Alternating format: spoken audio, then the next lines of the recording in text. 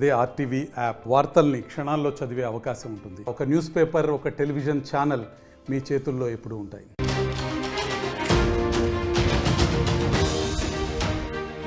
Breaking news చూస్తున్నారు. జగన్ ఇంటి ఖర్చుల కోసం కోట్ల రూపాయలు ఖర్చు చేశారా అంటే జీవోల ప్రకారం అవుననే మాట వినిపిస్తోంది. ప్రభుత్వ నిధులతో ఇంటి ఖర్చులకు సంబంధించిన డీటెయిల్స్ చూస్తే విస్తుపోయేలా ఉన్నాయి. బయటకు వచ్చింది అప్పట్లో రహస్యంగా ఉంచిన జీవోలు. హైదరాబాద్లో లోటస్ పాండ్, దాంతోపాటు తాడేపల్లిలోని జగన్ ఇంటి కోసం వసతులు, ఫర్నిచర్ కోసం కోట్ల రూపాయలు ఖర్చు చేసిన వైనానికి సంబంధించిన బ్రేకింగ్ న్యూస్ చూస్తున్నారు. లోటస్ పాండ్లో జగన్ ఇంటి సీసీ కెమెరాల కోసం 12.5 లక్షలు ఖర్చు చేసినట్టుగా తెలుస్తోంది. దీంతో పాటు లోటస్ పాండ్లో బాత్రూమ్ కోసం 12 లక్షల రూపాయలు ఖర్చు చేసినట్టుగా సమాచారం. సజ్జల ఇంట్లో టీ కప్పుల కొనుగోలుకు సంబంధించి 1.5 లక్షలు. అవును, దీంతో పాటు సజ్జల ఇంట్లో ఫర్నిచర్ కోసం 3 లక్షల రూపాయలు ఖర్చు చేసినట్టుగా ఆ జీవోలను చూస్తే అర్థమవుతోంది. ఈ నేపథ్యంలో ఇంకా ఆ జీవోలు ఎటువంటి ఏ జీవోల్లో ఎంతెంత మేరకు ఖర్చులున్నాయి, ఆ జీవో రిపోర్ట్స్ని మీరు చూస్తున్నారు, జీవోస్ని మీరు చూస్తున్నారు ఆర్టీవీ స్క్రీన్ మీద. సో ఈ నేపథ్యంలో ఇంకా ఎంత ఖర్చు పెట్టారు, ఎన్ని కోట్ల రూపాయలు ఖర్చు జరిగింది, అప్డేట్స్ అందించేందుకు మా ప్రతినిధి కృష్ణమోహన్ లైవ్లో సిద్ధంగా ఉన్నారు. కృష్ణమోహన్, తాజాగా రిలీజ్ అయిన రహస్య జీవోల్లో ఇంకా ఎటువంటి అంశాలు విసుగొలిపేలా ఉన్నాయి, ఇంకా ఎంతెంత మేర ఖర్చు పెట్టినట్టు తెలుస్తోంది?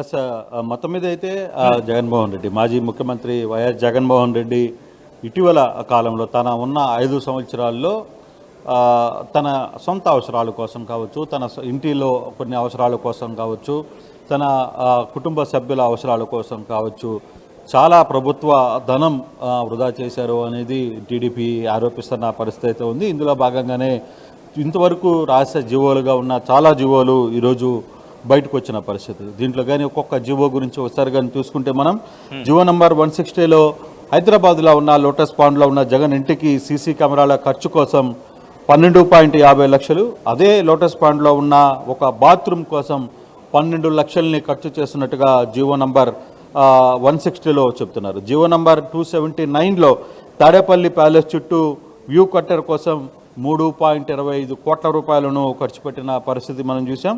జీవో నంబర్ 139 దీంట్లో తాడేపల్లి ప్యాలెస్లో 24 గంటలు ఒక ఎలక్ట్రీషియన్ని అందుబాటులో ఉంచడానికి దాదాపుగా 8.5 లక్షల రూపాయలు ఖర్చు పెట్టిన పరిస్థితి.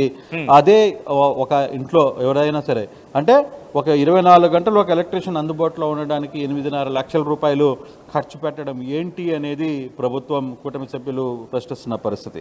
మరోవైపు జీవో నంబర్ 144లో తాడేపల్లి ప్యాలెస్ ట్రాన్స్ఫర్ కోసం 97 లక్షలు, ఇక్కడ సీసీటీవీ సోలార్ ఫెన్సింగ్ కోసం 1.25 crores, అలాగే ఇదే తాడేపల్లిలో ఇంట్లోకి ఏసీ పెట్టడానికి 80 లక్షలు, 330 kV డీజీ సెట్ కోసం 39 లక్షలు, అలాగే లైట్లు పెట్టడానికి 11,50,000 ఏపీ సెక్రటరియట్లో ఉన్న ఇన్వర్టర్ని తీసుకొని అదే ఇన్వర్టర్ని తాడేపల్లి ప్యాలెస్లో బిగించడానికి 11 లక్షలు, అలాగే జీవో నంబర్ 132 జగన్ ఇంటికి వెళ్ళే రోడ్డు వేయడానికి 1 కిలోమీటర్ రోడ్డుకి 5 కోట్ల రూపాయలు, జీవో నంబర్ 308 జగన్ ఇంట్లో కుర్చీలు, టేబుల్స్ కొనడానికి 39 లక్షలు, జీవో నంబర్ 133 జగన్ ప్యాలెస్ నుంచి హెలికాప్టర్ దాకా రోడ్డుకి ఫెన్సింగ్ వేయడానికి 40 లక్షల రూపాయలు ఖర్చు పెట్టిన పరిస్థితి కనబడుతుంది.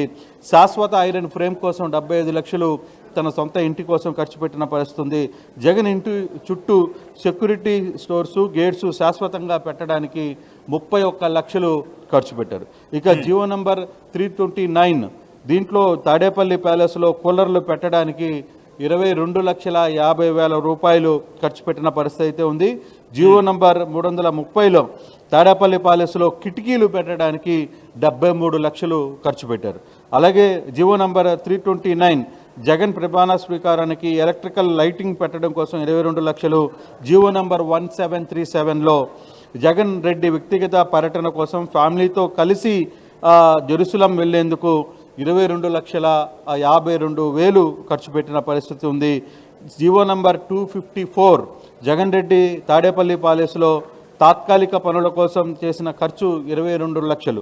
అలాగే 11609 జగన్ ఫ్రెండ్స్ శ్రీకాంత్ రెడ్డి ఉండడానికి బెజవాడలో ఒక అపార్ట్మెంట్ ఫ్లాట్ అద్దె కోసం ₹1,00,000, మళ్ళీ 5,000 రూపాయలు ఖర్చు కోసం ఒక ప్రత్యేకంగా తన స్నేహితుడు ఉండడానికి ఒక జీవోని క్రియేట్ చేసి ఆ జీవోలో అపార్ట్మెంట్కి అద్దె కూడా గవర్నమెంటే కట్టిన పరిస్థితి అయితే ఉంది.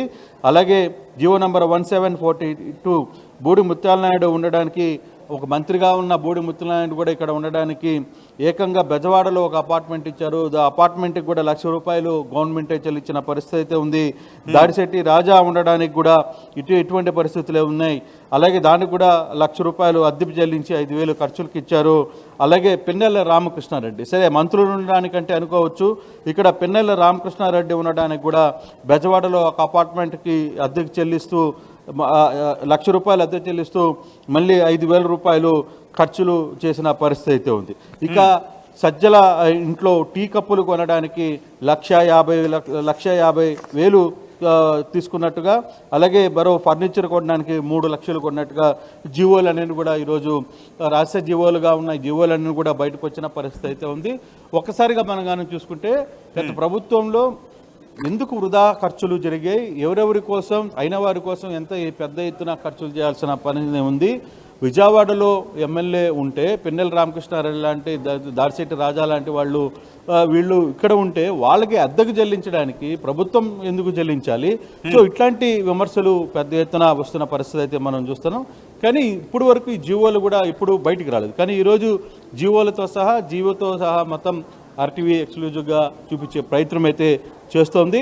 సో ఏదైనా ఈ జీవోలకు సంబంధించిన వ్యవహారంలో కూటమి ప్రభుత్వం ఇప్పుడు పూర్తిగా విచారణ చేపట్టింది. ఇంత వృధా ఖర్చుల్ని గత ప్రభుత్వంలో నేతలు, నాయకులు వ్యవహరించారు, ఈ విధంగా ప్రజా ధనాన్ని దుర్వినియోగం చేశారు అనేది చాలా స్పష్టంగా అర్థమవుతుంది. సచిన్, దాదాపుగా ఇప్పుడు వస్తున్న ఈ లెక్కల ప్రకారం చూసుకుంటే కొన్ని కోట్ల మేర ఉందనే చెప్పుకోవాలి. ఇప్పుడు దీని మీద ప్రభుత్వం ఏమైనా ఇన్వెస్టిగేషన్ చేయబోతుందా, లేకపోతే ఏమైనా ఇన్వెస్టిగేషన్ అథారిటీని ఏమైనా వేయబోతుందా దీనికి సంబంధించి? అంటే బేసిక్గా సచిన్, ఇప్పుడు ఇక్కడ వ్యవహారం ఏంటంటే ఆల్రెడీ పేమెంట్స్ అయిపోయినాయి, అక్కడున్న వస్తువులన్నీ కొనుగోలు చేశారు, తర్వాత మీరు కావాలంటే తీసుకెళ్ళండి అంటారు తప్పితే అంతకంటే దాని మీద పెద్ద విచారణ జరిగే పరిస్థితి అయితే ఉండదు. కాకపోతే ఇక్కడ కూటమి ప్రభుత్వం గత ప్రభుత్వంలో పాలకులు ఏ విధంగా వ్యవహరించారు, వాళ్ళు వ్యవహరించిన తీరేంటి, సో అంటే ఒక కప్పులు కొనడానికి కూడా ₹1,50,000 కప్పులు కొన్నారు అంటే దాన్ని బట్టి అర్థమైంది. అంటే ఏ విధంగా ఖర్చులు జరుగుతున్నాయి, ఏ విధంగా వృధా ఖర్చులు అక్కడ వ్యవహరించారు, లేదు అక్కడ ఉన్న వ్యవహార శైలి కావచ్చు, వాటిలో ఉన్న ఎటువంటి పరిస్థితులు ఉన్నాయి, ఫ్యామిలీకి సంబంధించి ముఖ్యమంత్రిగా హోదాలో ముఖ్యమంత్రికి చేయాలి అనుకుంటే డెఫినెట్గా అది నో డౌట్, దాంట్లో ఎవరు అభ్యంతరాలు వ్యక్తం చేయరు, మంత్రులకి ఎక్కడ అభ్యంతరం కూడా ఉండదు. కానీ మితిమీరిపోవడం అంటే అది ఖర్చులు దాటి పరిధి వెళ్ళడం అనేది ఇక్కడ చాలా వరకు చెప్తుంటాం. గతంలో ప్రతిపక్షంలో ఉన్నప్పుడు చాలామంది నార్మల్ క్లాసుల్లో ఫ్లైట్లలో వెళ్తుంటారు, అదే ఒక హోదాకు వచ్చిన తర్వాత స్పెషల్ ఫ్లైట్లలో వెళ్తుంటారు ముఖ్యమంత్రులు కావచ్చు, గతంలో ఉన్న ముఖ్యమంత్రులు కావచ్చు, ఇప్పుడున్న కావచ్చు, గతంలో కూడా చాలా చూసాం.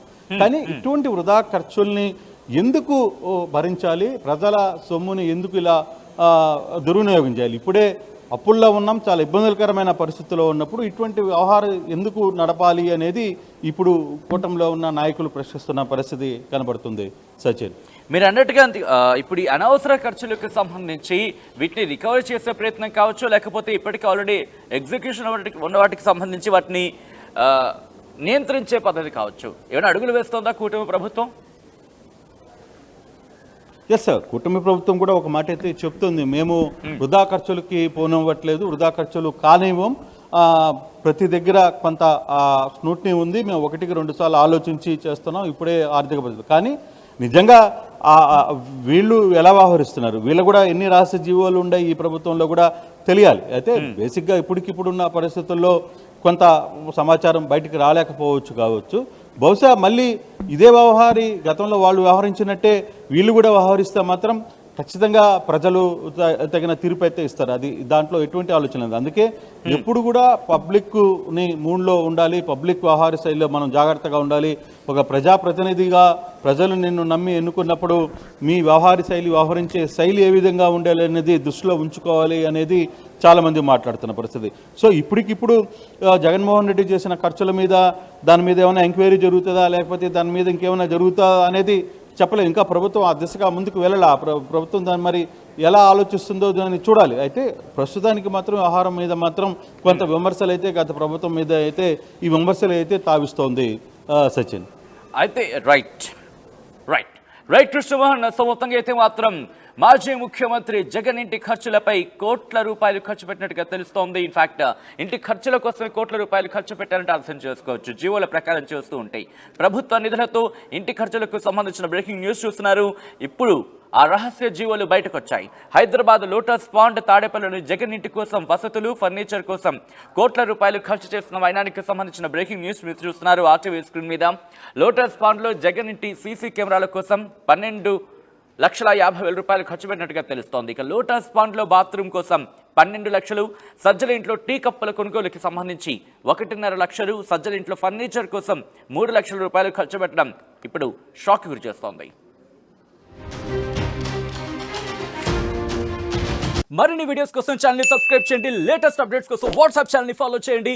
అండ్ లింక్ డిస్క్రిప్షన్ లో ఉంది.